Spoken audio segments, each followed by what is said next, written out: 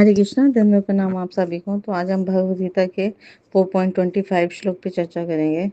देवम एव अपरे यज्ञम योगिना पर्युपासते ब्रह्म अग्नाव परे यज्ञम यज्ञेनेव उपजुह्यति। अनुवाद तथा तात्पर्य श्री प्रभुपाद जी के द्वारा। श्री प्रभुपाद की जय। कुछ योगी विभिन्न प्रकार के यज्ञों द्वारा देवताओं की भली भांति पूजा करते हैं और कुछ परब्रह्म रूपी अग्नि में आहुति डालते हैं। तो यहाँ पर भगवान श्री कृष्ण अर्जुन को समझा रहे हैं कि कुछ लोग या कुछ योगी जो होते हैं वो देवताओं की पूजा यज्ञ द्वारा करते हैं और कुछ परब्रह्म की पूजा करते हैं, इसके लिए वो अग्नि में आहुति डालते हैं। तो श्री प्रभुपाद जी तात्पर्य में बहुत सुंदर समझा रहे हैं कि जो भी व्यक्ति कृष्ण भावना भावित होकर अपना कर्म करने में लीन रहता है वो पूर्ण योगी है ना। तो हमें पूर्ण योगी बनने के लिए भगवान श्री कृष्ण की भक्ति को स्वीकार करना चाहिए, तो हमारा जीवन सफल है, पूर्ण है और योगी भी हम पूर्ण योगी बन जाएंगे। लेकिन ऐसे भी मनुष्य हैं जो देवताओं की पूजा करने के लिए यज्ञ करते हैं, तो सबका अलग स्तर होता है, चेतना होती है। तो उस हिसाब से कुछ मनुष्य इस जो भौतिक जगत में जो देवताओं को प्रसन्न करने के लिए यज्ञ करते हैं और कुछ परब्रह्म परमेश्वर के निराकार स्वरूप के लिए यज्ञ करते हैं।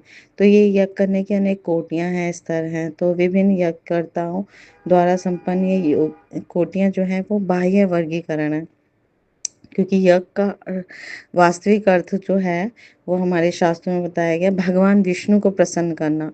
और विष्णु को यज्ञ भी कहते हैं। विष्णु भगवान विष्णु का एक नाम यज्ञ है। तो यज्ञ के स्वामी भगवान विष्णु है। तो इस तरह से जो वैष्णव होते हैं वो रियल योगी होते हैं, पूर्ण योगी होते हैं, क्योंकि वो भगवान विष्णु भगवान कृष्ण की प्रसन्नता के लिए हर कार्य करते हैं। तो विभिन्न यज्ञों को दो श्रेणी में विभाजित किया जाता है हमारे शास्त्रों में। तो एक है सांसारिक द्रव्यों के लिए यज्ञ, द्रव्य यज्ञ कहलाता है, यानी भौतिक भौतिक सकाम इच्छाओं के लिए भौतिक यज्ञ करते हैं, उन्हें द्रव्य यज्ञ कहा जाता है। और दूसरा जो बहुत इंपॉर्टेंट है, दिव्य ज्ञान के लिए किए गए यज्ञ, उसे ज्ञान यज्ञ कहते हैं। तो हमें इस दूसरे प्रकार के यज्ञ के लिए अपने आप को संलग्न करना चाहिए। तो जो भी कृष्ण भावना भावित हैं उनकी सारी भौतिक संपदा भगवान श्री कृष्ण को प्रसन्न करने के लिए होती है, परमेश्वर के लिए होती है ना। तो वो क्षणिक भौतिक सुख की कामना नहीं करते हैं।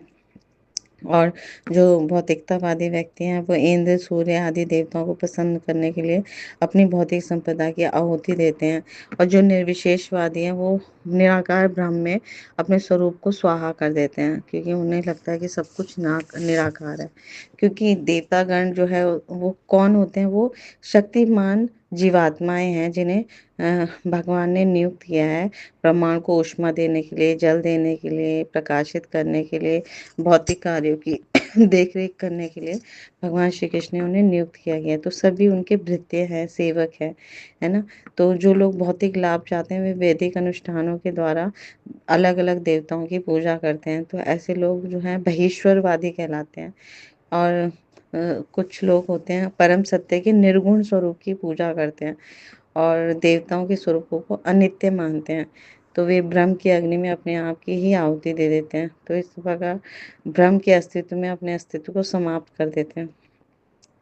तो हम इस तरह से अपना जीवन जो है वो व्यर्थ कर देते हैं, क्योंकि निराकार में या ब्रह्म में लीन होना ये उद्देश्य नहीं है इस मनुष्य जीवन का, है ना।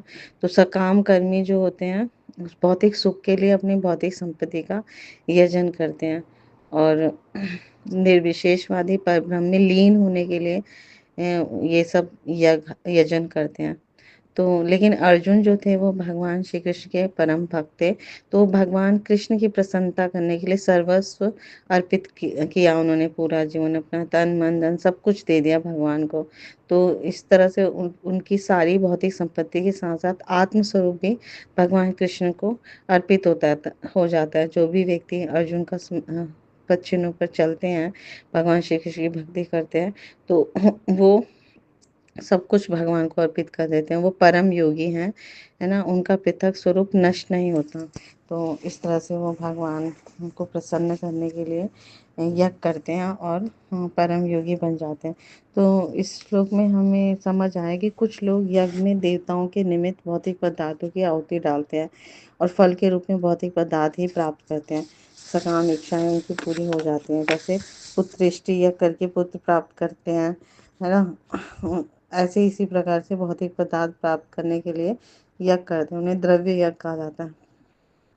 और कुछ अन्य लोग भी हैं जो भौतिक पदार्थों का त्याग कर भगवान के निराकार निर्विशेष ब्रह्म रूप में अपने आत्म स्वरूप की आहुति डालते हैं और अंत में उसी में विलीन हो जाते हैं, शून्य में मिल जाते हैं। जैसे निराकार निर्विशेष में ध्यान लगाने वाले साधक, तो ऐसे साधक जो होते हैं वो समस्त भौतिक पदार्थों का त्याग कर देते हैं और अपनी आत्मा को ब्रह्म में एकाकार करना चाहते हैं, ये उनकी इच्छा होती है। परंतु कुछ लोग ऐसे भी हैं जो भौतिक पदार्थ का त्याग नहीं करते, परंतु भगवान श्री कृष्ण के निमित्त यज्ञ करते हैं, उनकी प्रसन्नता के लिए कार्य करते हैं।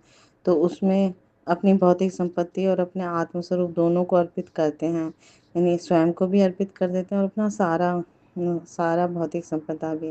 तो ऐसे कर्मयोगी जो होते हैं वो भगवान श्री कृष्ण के दिव्य धाम को प्राप्त होते हैं, जो शाश्वत है, अविनाशी है, परम आनंददायी है, सच्चिदानंद है। तो जैसे भगवान का एक भक्त किसी भी संसारिक वस्तु का त्याग नहीं करता, बल्कि उन्हें अपनी चेतना के साथ परब्रह्म श्री कृष्ण के साथ जोड़ देता है।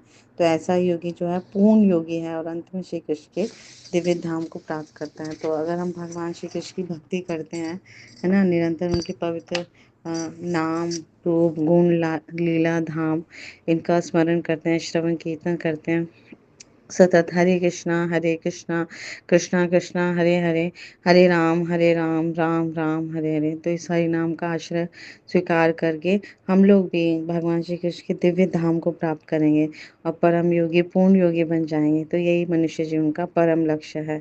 Thank you so much. Guru Maharaj की जय, श्री प्रभुपाद की जय, आप सब भक्त की जय।